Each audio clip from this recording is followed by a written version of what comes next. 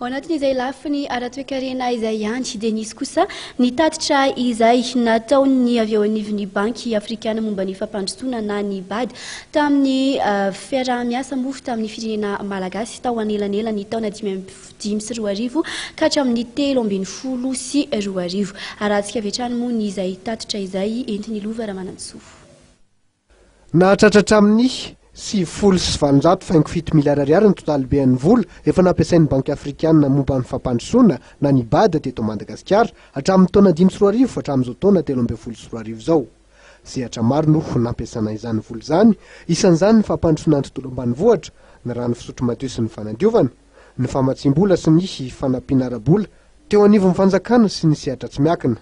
Ndoto-saina io maraina io tokoa ny fivoriana ny entina ny santarana niraka misana ny fanomanana ny tatitra mikasika ny antota taratasy, mikasika ny pakady-pirenena sy ny zava-bida amin'ny bady. Tetsy amin'ny fohy ben'ny bady etseko ny rano no ndoto-saina izany io maraina io.